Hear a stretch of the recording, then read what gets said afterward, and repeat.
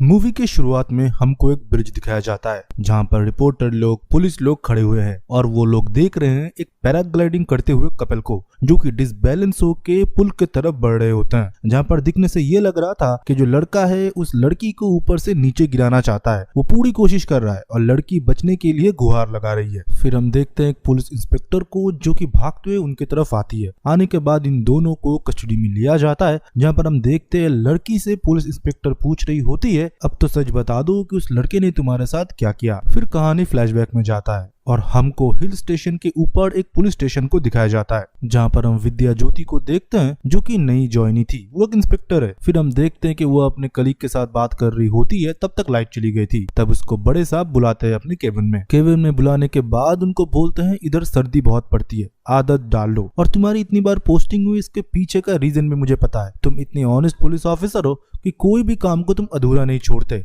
हर जगह तुम ऑनेस्टी दिखाते हो, बट तुम्हारे साथ जो लोग रहते हैं वो तुम्हारी तरह सोचते नहीं, इसलिए तुम हर एक पुलिस स्टेशन से दूसरे पुलिस स्टेशन बदलते रहते हो। तो चलो तुम्हारे ऑनेस्टी की वजह से हम तुमको देते हैं पेट्रोलिंग की ड्यूटी, जो कि बिल्कुल भी अच्छा नहीं था। वो विद्या ज्योति को भी पता थी। अपने सीनियर ऑफिसर के लेक्चर सुनने के बाद वो फिर अपने केबिन में आती है। केबिन में आने के बाद उनके पास एक कॉल आता है जहां पर ये पता चलता है कि एक घर में डोमेस्टिक वायलेंस हुआ है, एक लड़की को उसके पति ने मारा है। तो कंप्लेन सुनने के बाद कांस्टेबल बोलते हैं मैडम आप जाएंगे ना, आपको ये पता लगेगा कि औरत कंप्लेन करेंगे ही नहीं, बोलेंगे कि मेरा पति कुछ भी नहीं करता। विद्या तब बोलती है हमें हमारी ड्यूटी करनी पड़ेगी क्योंकि कॉल आया है, हमको जरूर जाना चाहिए। फिर हम देखते हैं विद्या जाती है उनके घर में और घर का दरवाजा खोलती है सोमिया सूद और उसी के साइड में उसकी माँ जी भी खड़ी हुई होती है। विद्या के पूछने पे वो बताते हैं कि कुछ नहीं हुआ, पड़ोसी ने शायद कॉल कर दिया होगा, पर सोमिया कुछ भी नहीं बोलती, वो डरी सही में रहती है। तब जब विद्या पूछती है कि आपको ये चोट कहाँ से लगी, वो बोलती है कि अलमारी से मैं टकरा गई थी और कुछ भी नहीं, मेरे घर में कुछ नहीं हो रहा, और उसके मुंह के ऊपर ही वो दरवाजा बंद कर देती है। पर ये लड़की बहुत डरी सहमी होती है। फिर उधर से विद्या निकल जाती है। फिर एक दिन सुबह उसके घर में कांस्टेबल आता है, उनसे बात करते हैं कि मैडम स्टेशन जाने का टाइम हो चुका है, और वो खाना वाना ही पैक कर रही होती है। फिर कांस्टेबल और उसके अंदर बातचीत से हमको ये पता लगता है कि ये बहुत स्ट्रिक्ट पुलिस ऑफिसर है, वो रूल बुक को स्ट्रिक्टली फॉलो करती है। इसने अपने भाई को भी जेल में डाल दिया था 6 महीने के लिए क्योंकि उसने रूल तोड़ा था। विद्या को ये आदत लगी उसके पापा से क्योंकि उसके पापा जज थे और उसके मम्मी थे लॉयर, और विद्या के पास भी लॉयर का डिग्री है। वो लॉयर का डिग्री अपने रूम में अच्छे से सजा के रखती है, पर पेशे से है वो पुलिस ऑफिसर। वो चाहे तो किसी का केस भी लड़ सकती है। वो फिलहाल तो अभी सिंगल है। उसकी एंगेजमेंट भी हुई थी, पर कुछ दिनों बाद उसके पति के सर पे उसने मटका फोड़ दिया था क्योंकि एक्स्ट्रा मैरिटल शायद कुछ केस के बारे में उसको पता चल चुका होगा। गुस्से में इसका बिल्कुल कंट्रोल नहीं रहता। कांस्टेबल ये बोलता है मैडम सर पैराग्लाइडिंग पॉइंट पे कुछ बवाल हुआ है, हमको जाना चाहिए, सर ने भी बोला है। फिर वो लोग उस लोकेशन पे पहुंचते हैं जहाँ पर एक औरत पैराग्लाइडिंग जो लोग कराते हैं उनके साथ झगड़ा कर रहे होते हैं। पुलिस लोग अंदर घुसे उससे पहले ध्रुव सूद आता है। ध्रुव सूद मानो किसी हीरो की तरह दिखता है। वो आते ही उस लड़की को पहले कंफर्टेबल कराता है और उधर ही सब कुछ शांत करवा देता है। ये जो पैराग्लाइडिंग का जो बिजनेस है वो उसी का ही है। फिर वो कांस्टेबल बताते हैं उस दिन जिस घर से कंप्लेन हमको मिला था ना, वो इसी का ही घर है, उसी के पत्नी के ऊपर ही डोमेस्टिक वायलेंस हुआ था। ये सुनने के बाद मानो ये इंक्वायरी करने के लिए उनके सुवेनियर शॉप में जाती है और वो इधर उधर देखती रहती है और सोमिया सूद को ढूंढती रहती है। तब उनके सामने सोमिया सूद आती है और पूछती है मैडम आपको क्या चाहिए। फिर थोड़ी देर बाद और एक लड़की उनसे पीछे से बात करती है जो कि हूबहू सोमिया की तरह दिख रही होती है। वो देखने के बाद चौंक जाती है। फिर वो बाहर आती है और बाहर उनकी माँ जी खड़ी हुई होती है। वो फिर बोलती है ये जुड़वा बहनें हैं। फिर ये भी शौक हो जाती है कि उस दिन उसने किसको देखा था। माँ जी फिर इंस्पेक्टर विद्या को अकेले बुलाती है और बातचीत करने के लिए। वो ये बोलती है उस दिन घर से मैंने ही आपको कॉल किया था, वो सोमिया को मार देगा, उसका पति ध्रुव सूद, और वो चाहकर भी कंपेल नहीं करा सकती क्योंकि वो अपने बहन से नहीं हारना चाहती, वो अपने परिवार को भी बचाना चाहती है। फिर जब बहन वाला एंगल आता है फिर हमको फ्लैशबैक में दिखाया जाता है और इंस्पेक्टर को वो सब कुछ बताना शुरू करती है। आज से बहुत साल पहले इनके घर में एज ए मेड इन दोनों बच्ची की देखरेख करने के लिए आई थी, पर कुछ दिनों में ही इन दोनों को इसने अपना लिया था। इनके माँ के साथ ये दोनों बहुत ही कनेक्टेड थे। पापा तो शराब में ही डूबे रहते थे। दोनों बच्ची अपने माँ से बहुत प्यार करते थे। उनके माँ के लिए भी पूरी दुनिया ये दोनों बच्ची ही थी। सोमिया बहुत डरी सहमी रहने वाली बच्ची होती है और शैली स्ट्रेट फॉरवर्ड। ये महज 8 साल के थे मैडम। इनकी माँ गुजर गई थी। सोनिया थोड़ा कमजोर थी और मुझको ही माँ बुलाया करती थी और शैली मुझे माँ जी बोलती थी। इन दोनों बच्चों की देख रेख मुझे करना पड़ता था। पापा तो शराब में ही डूबे रहते थे और माँ के मरने के बाद और ज्यादा। दोनों बच्चों की तरफ तो उनका ध्यान ही नहीं था। सोमिया थोड़ा कमजोर थी, वो दवाई भी लेती थी, इसके साथ इनहेलर भी, तो उसका देख रेख मुझे थोड़ा ज्यादा करना पड़ता था। पर शैली को ये बिल्कुल पसंद नहीं था। वो बोलती थी कि ये नाटक कर रही है, इसको कोई भी एक्स्ट्रा अटेंशन की जरूरत नहीं है। आपको तो पता है जब ट्विंस होते हैं दोनों में झगड़े होते हैं, दोनों में लड़ाई होता है। पर उनके पापा ने ये किया कि शैली को हॉस्टल में भर्ती कर दिया और शैली मानो तब से सोमिया के ऊपर गुस्सा थी। वो ये बोल के घर छोड़ी थी कि तुझको मैं देख लूंगी, आज तो मैं हॉस्टल में जा रही हूँ तो घर में रह रही है, पर लाइफ में मैं तुझे कभी जीतने नहीं दूंगी। ये लास्ट स्टेटमेंट के साथ शैली घर छोड़ती है और हॉस्टल में भी चली जाती है। कुछ दिन बाद इनके पापा भी मारे गए थे, पर शैली घर नहीं आई, हॉस्टल के छुट्टी में भी घर नहीं आई। और इस तरफ शैली भी बहुत बड़ी हो गई। देखते देखते वो अपनी पढ़ाई वगैरह करने के बाद हमारे साथ दुकान में ही बैठती थी। और आपको पता होगा ना, नया जो पैराग्लाइडिंग पॉइंट बना है, वो हर दिन उधर जाती थी, थोड़ा समय बिताती थी। एक दिन उधर जाके वो फोटो वगैरह अपने आप खींच रही होती है, तभी उसकी मुलाकात उधर ध्रुव से हुई। ध्रुव देखने में हैंडसम, बहुत ही कॉन्फिडेंट, और वो सोमिया को अपने बातों में फंसा लेता है। फिर उधर हम ध्रुव को देखते हैं जो कि सोमिया से मीठी मीठी बातें करता है और ये बोलता है, तुम इधर बैठ के बादल क्यों देख रहे हो, तुम बादल को छू सकते हो, मेरे ऊपर भरोसा रखो। और सोमिया भी उसके ऊपर भरोसा करती है और पैराग्लाइडिंग के लिए वो मान जाती है। फिर वो दोनों पैराग्लाइडिंग करते हैं एक साथ, और पैराग्लाइडिंग करते हुए सोमिया को अपने बचपन याद आती है। वो देखती है कि जैसे वो, उसकी माँ और उसकी बहन एक साथ ऊपर बादलों को देखा करते थे। वो रोती रहती है, पर जब वो नीचे उतरती है वो सडनली मुड़ के ध्रुव को हक करती है और थैंक यू बोलती है, क्योंकि उसने कभी सोचा नहीं था कि वो एकदम बादल में जाएगा और बादलों को वो छू पाएगी। फिर धीरे धीरे इनका रिश्ता भी आगे बढ़ा, ये लोग एक साथ समय भी बिताने लगे। पर सोमिया को थोड़ा आगे जाने में डर लगता है। वो उतनी स्ट्रेट फॉरवर्ड तो लड़की है नहीं, पर धीरे धीरे इनकी दोस्ती गहरी होने लगी थी। एक दिन ध्रुव को सोमिया हमारे शॉप में मिलाने के लिए ले आई थी। हम सारे लोग बातचीत कर ही रहे थे, सोमिया बहुत खुश थी। तभी हम देखते हैं हमारे शॉप के बाहर एक गाड़ी आके रुकती है और मैंने इतने सालों के बाद शैली को देखा था, जो कि दिखने में हूबहू सोमिया की तरह ही थी, क्योंकि वो लोग जुड़वा थे, पर इतने परफेक्ट मैंने कभी सोचा नहीं था। वो आती ही सबके साथ बहुत अच्छे तरीके से बातें करती है, जो कि पहले से वो करती थी। वो बहुत ही स्ट्रेट फॉरवर्ड थी और वो जो कपड़े भी डाली हुई थी वो बहुत ही मॉडर्न थे। ध्रुव उसको देखने के बाद थोड़ा तो अट्रैक्ट हुआ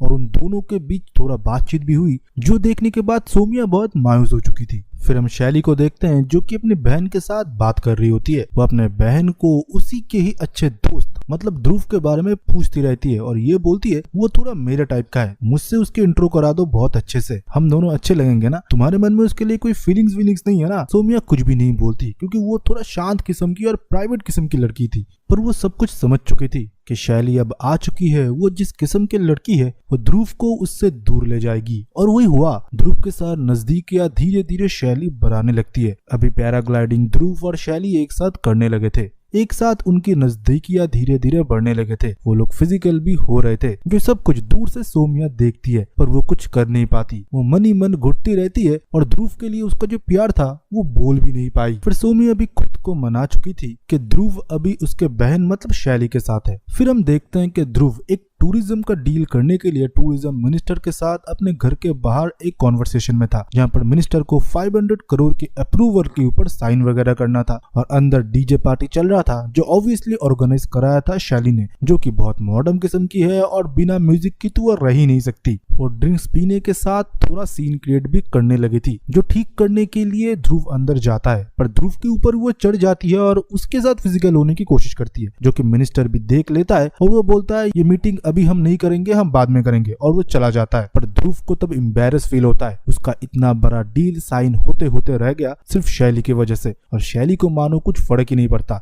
वो मुस्कुराती रहती है। और हम सोमिया को देखते हैं जो कि शैली को संभालने की कोशिश कर रही थी और ध्रुव को भी। तभी हम देखते हैं माजी 2 ड्रिंक्स लेके आती है ध्रुव के सामने और ये बोलती है तुमने गलत तो नहीं चुन लिया है। तब मानो थोड़ा फ्रिक्शन के लिए ध्रुव को भी रियलाइज होता है कि उसको शैली चाहिए या उसको सोमिया चाहिए। फिर हम उस दिन रात को देखते हैं, हम देख पाते हैं कि ध्रुव एक बाथटब में बैठा हुआ होता है और उसके पास बहुत सारे बोतल भी रखे हुए थे, जो कि ऑब्वियसली शराब के थे। उसका आंख पूरा लाल हुआ था। तभी उसके पापा उसको कॉल करते हुए गालियां देते हैं और यह बोलता है 500 करोड़ तूने कभी अपने एंड से कमाए भी है? मेरे पैसे पे तू पल रहा है और मिनिस्टर के साथ तुमने डील कैंसिल करवा दिया। अगर तुझसे नहीं संभाला जाता इसको छोड़ दे। तेरा कितना कांड मैं छुपाऊं, अब तो लौंडियाबाजी करने लगा है। तेरे मम्मी ने सही बोला था, तेरी किसी सुशील लड़की के साथ शादी करा दो और तू घर बैठ। ये सब लौंडियाबाजी छोड़, शादी कर ले एक अच्छे से लड़की से और सेटल होकर बिजनेस में अपना पूरा फोकस दे। और तब हम देखते हैं ध्रुव को बहुत ही गुस्सा आ रहा था। उसका आंख पूरा लाल था, मानो वो अपने पापा की तरफ गुस्से से कुछ बोलना चाहता है पर उसके हाथ पैर बंधे हुए हैं, वो कुछ बोल नहीं सकता। तभी वो फोन कर देता है। फिर अगले दिन सुबह हम देखते हैं कि वो पैराग्लाइडिंग पॉइंट में था, जहाँ पर सोमिया आती है और बोलती है शैली कल रात से नशे में है, आज सुबह भी नहीं उठी। मैंने बुलाने की बहुत कोशिश की। ध्रुव फिर उसको ही सीधा पूछ लेती है, तुम क्या मेरे साथ चलोगे पैराग्लाइडिंग में? और सोमिया हाँ बोल देती है। वो दोनों जब आसमान में होते हैं तब ध्रुव उसे कन्फेस करता है कि मैं और कहीं पर भागना नहीं चाहता, मुझे अभी लाइफ में सेटल होना है और मुझे बस अभी तुम ही चाहिए जो मेरा घर संभाले और मुझे भी। मुझे लाइफ में स्पोर्ट्स एडवेंचर और ज्यादा नहीं चाहिए, ज्यादा स्पोर्ट्स से हार्ट अटैक भी होता है। और सोमिया इस बात पे मान भी जाती है और खुश भी हो जाती है। पता नहीं भाई क्या हुआ, उसको ये भी नहीं पता कि वो सेकंड ऑप्शन है। लड़कियां इस जगह क्यों पिघल जाती है जब किसी से वो सच्चा प्यार करती है। फिर क्या था, ये दोनों राजी हो जाते हैं। और दूसरी जगह हम देखते हैं शैली इसके लिए बिल्कुल तैयार नहीं थी। वो ये बोलती है तुम मुझसे शादी मत कर, इससे मुझे कोई प्रॉब्लम नहीं था, पर तू मेरे बहन से शादी कर रहा है, वही मेरी सबसे बड़ी प्रॉब्लम है। मैं कभी उससे हार नहीं सकती, मैं उससे बेहतर हूँ हमेशा। फिर हम देखते हैं इन दोनों की शादी हो जाती है। और दूसरी जगह में शैली को भी देखते हैं जो कि बार में दारू वगैरह पी रही होती है। पर जब फैमिली फोटो लेने की बारी आती है वो हूबहू सोमिया की तरह ही ड्रेसअप करके सीधा खड़ी हो जाती है ध्रुव के बगल में। पता ही नहीं चल रहा था कि असली बीवी कौन है। मतलब वो ये चाह रही थी कि उसके बहन की मैरिज लाइफ वो हेल कर दे, इसके लिए वो पूरा डिटरमाइंड हो चुकी थी। ये तक कि उसके फर्स्ट नाइट में भी सोमिया बन के वो ध्रुव के कमरे में भी चली गई थी पहले। इसको लेके सोमिया भी बहुत अपसेट हो चुकी थी और उनका झगड़ा भी हुआ था। फिर हमको प्रेजेंट डे में दिखाया जाता है जहाँ पर हम देखते हैं विद्या बोल रही होती है तो डोमेस्टिक वायलेंस शादी के कितने दिन बाद शुरू हुआ? तो माँ जी बोलती है 2-3 महीने बाद ही शुरू हो चुका था और उसी के ऊपर उसका बहन जो कि उसकी खुद की बहन के घर बस जाए वो नहीं चाहती। मैं सोमिया के साथ उसके ससुराल आ चुकी थी और शैली भी इस बहाने से आ गई थी कि उनका घर रिनोवेट हो रहा है। अभी शैली सोमिया के ससुराल में ही रह रही है। पति का डोमेस्टिक वायलेंस, ऊपर से शैली भी उसके पति को सेड्यूस करने लगता है। अलग अलग तरीके से उसी के साथ वो संबंध बनाने की कोशिश करती है, सिर्फ और सिर्फ अपने बहन के मैरिज को खत्म करने के लिए या उसको नीचा दिखाने के लिए। विद्या बोलती है जब तक शैली कंप्लेन नहीं करेगी उसके पति के बारे में कि उसे वो मारता है तब तक हम कोई एक्शन नहीं ले पाएंगे। फिर माँ जी को विद्या सलाह देती है जब कोई भी ऐसा घटना घटे जहाँ पर सोमिया के ऊपर अत्याचार हो रहा हो, अब तुरंत अपने फोन में वीडियो बना लीजिएगा या फोटो खींच लीजिएगा, वो भी एक एविडेंस ही है। जब फिर से हमको प्रेजेंट डे में दिखाया जाता है, रात में हम वही मिनिस्टर को देखते हैं जो कि खाना खाने के लिए बैठा हुआ होता है। और दूसरी जगह हम देखते हैं कि पूरा खाना जो है वो सोमिया ने बनाया था। खाने में शायद थोड़ा ज्यादा मिर्च हो गया था या वो मिर्च मिलाया था शैली ने, जो मिनिस्टर खाने के बाद ही थूक देता है और उसका मुंह पूरा जलने लगता है। और वो एम्बैरेस होकर बोलता है कि मैं कभी भी तुम्हारे इधर खाना खाने के लिए तो नहीं आऊंगा, तुम मेरे ऑफिस में मिलना सीधा। और इस बात पे मानो ध्रुव को बहुत ही गुस्सा आता है। वो सोमिया का बाल पकड़ लेता है किचन में जाके और हाथ मरोड़ देता है और उसे बहुत ही गालियां देता है, खरी खोटी सुनाता है और मिनिस्टर को गाड़ी तक छोड़ने के लिए बाहर चला जाता है और ये धमकी देते हुए तुझे मैं बाद में देखूंगा। फिर हमको नेक्स्ट दिन दिखाया जाता है जहाँ पर हम देखते हैं कि माँ जी और सोमिया डॉक्टर को दिखाने के बाद बाहर आते हैं, जिसके बाहर हम विद्या को भी देखते हैं जो उससे बोलती है तुम कंप्लेन क्यों नहीं कराते, तुम कंप्लेन करा दो हम लोग एक्शन लेंगे। पर सोमिया मानो कुछ भी नहीं बोलती, वो सिर्फ बोलती है मैं गिर गई थी इसलिए मुझे चोट लग गया। फिर उसी दिन हम देखते हैं सोमिया और ध्रुव पुलिस स्टेशन आते हैं, यहाँ पर ध्रुव आने के बाद चिल्लाता है और सीनियर के बारे में पूछता है और सीधा पहुंचता है विद्या केबिन में। जाने के बाद वो विद्या को भी धमकी देने लगी, तुम क्यों मेरे और मेरे पत्नी के बीच पड़े हुए हो, कोई डोमेस्टिक वायलेंस नहीं हुआ, वो तुमको खुद बता रही है, क्यों हमारे पीछे पड़े हुए हो, तुम्हारे टेबल में क्यों हमारे फैमिली के बारे में सब कुछ लिखा हुआ है। और जब सीनियर आते हैं उनको भी वो धमकी देता है, मेरे पापा के बारे में तो आपको पता ही होगा ना, उनके पास बात ना पहुंचाए तो ही सही रहेगा आप लोगों के लिए, हमारे फैमिली मैटर में इंटरफेयर मत करिए और हमसे दूर रहिए।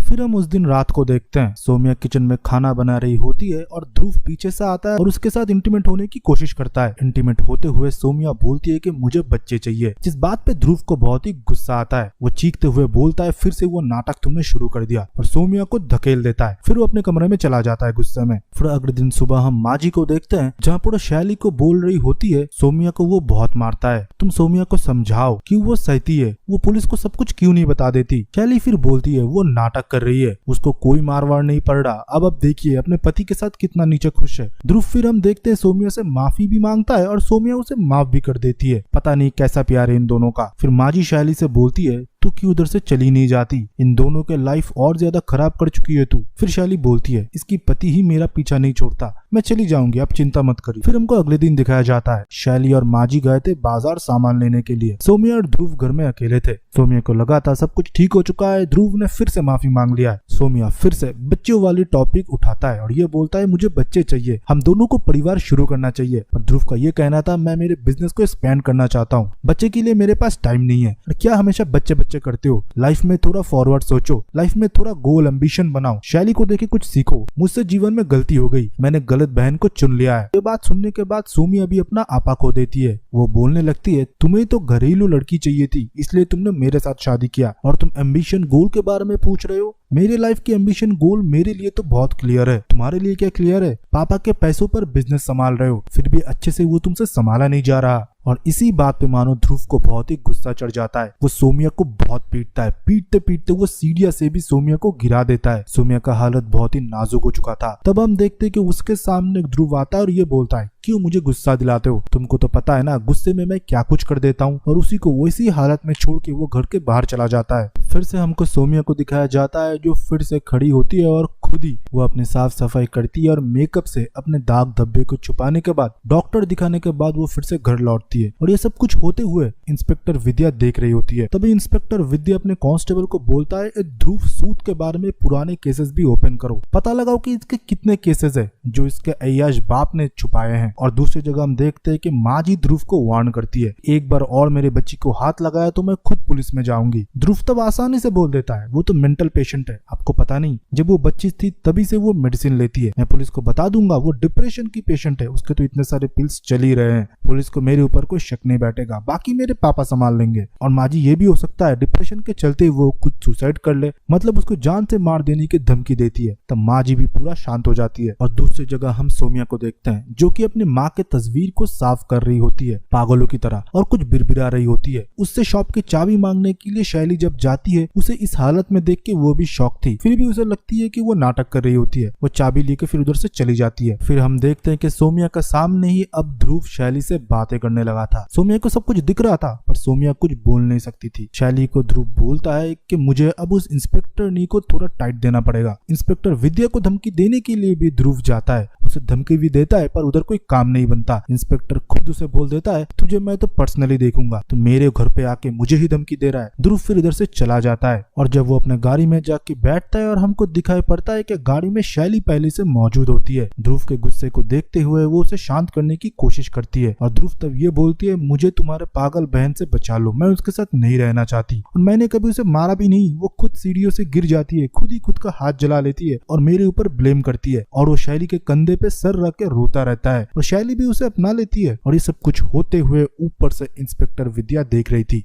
जब एक इंस्पेक्टर को धमकी देने के लिए ध्रुव आया था ये सब कुछ जाके स्टेशन पे बताया जाता है और ध्रुव और उसके पत्नी मतलब सोमिया को पुलिस स्टेशन बुलाया जाता है और सब कुछ पूछा जाता है, जहाँ पर सोमिया टोटली डिनाई कर देती है कि उसके पति ने उसके साथ कुछ भी नहीं किया, ये मैजिक एक्सीडेंट था। और ध्रुव भी मानो ये सुनने के बाद बहुत ही खुश था। और इसी के साथ सोमिया ये भी बोलती है कि हम दोनों का बच्चा भी होने वाला है, पर ध्रुव को इस बारे में कुछ भी नहीं पता था। पर सिचुएशन को देखते हुए ध्रुव तब हामी में हाँ भर देता है। फिर उस दिन रात को ध्रुव सोमिया को थैंक्स बोलता है, ये बोलते हुए आगे से मैं ये सब कुछ भी नहीं करूंगा। और सोमिया भी तब मान जाती है और ये बोलती है हम शुरू से शुरुआत करेंगे, कल हम फिर से पैराग्लाइडिंग करने के लिए जाएंगे और हमारी नई जिंदगी की फिर से शुरुआत करेंगे। और मानो ध्रुव भी तब मान ही जाता है। और कल होली था, होली की पार्टी में हम देखते हैं ध्रुव फिर से शैली से चिपकने लगता है और तभी हम सोमिया को भी देखते हैं जो कि सब कुछ नोटिस कर रही होती है और वो ध्रुव को बुलाती है और पैराग्लाइडिंग पॉइंट पे जाने के लिए बोलती है। फिर आपको आगे की स्टोरी तो पता ही है। मूवी के शुरुआत में मैंने जब आपको बताया था कि दो कपल थे जो कि पैराग्लाइडिंग डिसबैलेंस हो चुका था, मतलब पति पत्नी को गिराने की कोशिश कर रहा था, वो और कोई नहीं वो ये दोनों थे। और उसी पॉइंट में हम देखते हैं कि शैली भी पहुंच जाती है और माजी भी, और इंस्पेक्टर विद्या भी तब उधर मौजूद होती है और सारे लोग तब वीडियो वगैरह भी बना रहे होते हैं। वीडियो देखने के बाद ये तो बिल्कुल साफ हो चुका था कि सोमिया को मारने की कोशिश कर रहा था ध्रुव। और फाइनली पुलिस स्टेशन में जाने के बाद सोमिया सब कुछ सच सच बता देती है और यही बोलती है कि ध्रुव ध्रुव ने उसे मारने की कोशिश की, उसके हार्नेस को खोल दिया था उसने, और जेल के अंदर से ध्रुव चीख रहा था कि ये गलत है, वो झूठ बोल रही है। फिर हम देखते हैं कि कुछ टाइम के बाद ध्रुव के पापा भी आ जाते हैं। वो बहुत ही पावरफुल होते हैं, वो किसी भी लॉयर को खरीद सकते हैं। तब डिसीजन ये लिया जाता है कि विद्या खुद इस केस को लड़ेगी और ध्रुव को सजा मिले इस बात पे वो मुहर जरूर लगाएगी। इस केस को दबाया भी नहीं जा सकता क्योंकि पूरा वीडियो प्रूफ है, तो केस तो कोर्ट में जाना ही था। तो वही होता है, सौम्या की तरफ से लड़ती है विद्या खुद।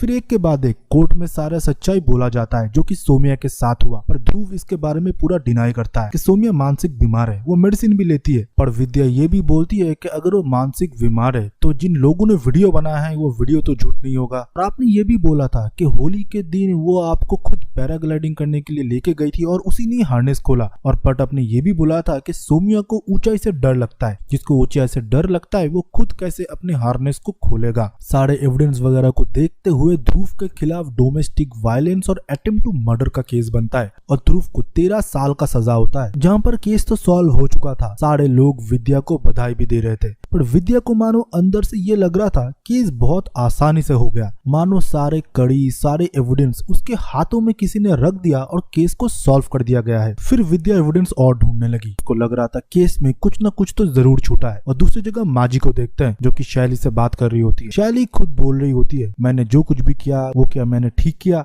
तब माजी बोलती है तूने जो कुछ भी किया है वो बिल्कुल ठीक किया है, तुम दोनों सगे बहन हो, एक को अगर तकलीफ होती है दूसरा जरूर उसके साथ रहेगी, अगर तेरी जगह सौम्या होती वो भी यही करती। हमको फ्लैशबैक दिखाया जाता है, आपको याद होगा जिस दिन सौम्या उसके मदर की फोटो साफ कर रही होती है, शैली चाबी लेके जा ही रही होती है, वो पीछे मुड़ के देखती है, सौम्या खुद को हर्ट कर रही होती है और ये बोल रही होती है कि मेरी गलती है, मेरे वजह से ही माँ मारी गई और मैं भी मारी जाऊंगी क्योंकि ध्रुव को कोई सजा नहीं होगा, क्योंकि कोई मुंह नहीं खोलेगा, मैं भी मारी जाऊंगी। पर मेरे बाद मेरे 2 बच्चों का क्या होगा, मेरे 2 बच्चे हैं शैली और सौम्या। मानो धीरे धीरे उसे मानसिक बीमारी पकड़ रही होती है जो कि बिल्कुल सौम्या के अंदर नहीं था, ये शैली को पता था। और तब उसे और ये भी पता चला कि उसे ध्रुव बहुत पीटता था, इस वजह से आज उसकी बहन की यह हालत है। तभी वो डिसाइड करती है कि उसकी बहन की मदद तो जरूर करेगी। जब विद्या को कोई एविडेंस नहीं मिलता वो सीधा चला जाता है ध्रुव से मिलने के लिए, और ध्रुव से मिलने के बाद वो पूछती है होली पार्टी से क्या तुम सीधा पैराग्लाइडिंग पॉइंट पे गए थे या कहीं और गए थे, तुमको और कोई डिटेल याद है। ध्रुव बहुत देर तक सोचता है और यह बोलता है हाँ, उसे थोड़ा इनहेलर चाहिए था इसलिए हम शॉप होते हुए गए थे, और मैं आपसे कोई बात नहीं करूंगा, मेरे लॉयर आपसे बात करेंगे, मैं जरूर छूट जाऊंगा। ये बात सुनने के बाद ही मानो विद्या को पूरा गेम धीरे धीरे समझ में आना शुरू हो जाता है। जब इनहेलर लेने के लिए गाड़ी रुका था, सौम्या गाड़ी से बाहर निकलती है और शॉप के अंदर जाती है, पर शॉप से बाहर आती है शैली जो कि हूबहू सौम्या की तरह मेकअप करी हुई थी, इसलिए जब हार्नेस खोला गया उसे कोई डर नहीं लगा क्योंकि शैली को ऊंचाई से कोई डर नहीं था। फिर आगे की स्टोरी तो आपको पता ही है। फिर पुलिस स्टेशन से विद्या को ये भी पता चला मेडिकल करने से थोड़ी देर पहले दोनों को ही एक साथ बाथरूम आया था और दोनों बाथरूम के अंदर ही एक दूसरे के कपड़े बदल लेते हैं, और एक दूसरे कपड़े बदलने की वजह से सबको लगा कि ये शैली है और ये सौम्या। तो दोनों ने मेडिकल भी कराया और मेडिकल भी दोनों का साफ ही निकला, किसी को कुछ भनक भी नहीं लगा। Truly master plan. और विद्या तब हंसती है और ये बोलती है जो तुझे कोर्ट में बोलना चाहिए था, जिस वजह से तू बच सकता था वो तूने कोर्ट में नहीं बोला गधे। और ये बोलने के बाद वो बाहर चली जाती है। फिर सीधा विद्या पहुंचती है सौम्या के घर में। सौम्या के घर में जाने के बाद वो देखती है कि माजी और शैली बैठी हुई होती है। उन दोनों से वो प्रॉमिस करती है कि केस को मैं रीओपन करूंगा, तुम तीनों को मैं सजा जरूर दिलाऊंगा, तुमने क्या बेवकूफ बनाया है मुझे। शैली फिर बाहर आती है और मैम को रोकने की कोशिश करती है, ये बोलती हुए मैडम अगर आप ये करते हो मेरी बहन वैसे ही मर जाएगी क्योंकि वो मेरे बहन को मरवा देगा। आपको भी पता है कि उसने ये सब कुछ किया है मेरे बहन के साथ, आप लोग क्या चाहते हो, जस्टिस के चलते हुए मेरे बहन जब मरेगी तब क्या मैं पुलिस के पास पहुंचूंगा। मुझे पता है जो कुछ भी किया गया है वो हमने ही किया है, पर ये सच्चाई है कि उसके साथ ये सब कुछ हुआ है, उसके साथ डोमेस्टिक वायलेंस हुआ है और इतने हद तक हुआ है कि वो मर सकती थी, ये आपको भी पता है। अब मैं आपके ऊपर छोड़ देता हूँ, आपको केस रीओपन करना है या हम लोगों को ऐसे ही जाने देना है और हमको खुशी से जीने देना है। पर हम देखते हैं कि कोर्ट में केस रीओपन होता है। विद्या ने केस को रीओपन किया था। कोर्ट का प्रोसीजर शुरू हो और विद्या कुछ एविडेंस पेश करे, इससे पहले हम देखते हैं कि सौम्या बोलती है कि मैं कुछ कन्फेस करना चाहती हूँ। जज उसे कटघरे में आने के बाद सब कुछ बोलने के लिए बोलता है। सौम्या फिर बोलती है मैं कन्फेस करती हूँ कि मेरे माँ के मरने में मेरा भी हाथ है। मेरे पापा आए दिन मेरे माँ के ऊपर डोमेस्टिक वायलेंस करता जाता, हम लोग बस देखते थे, कुछ कर नहीं पाते थे,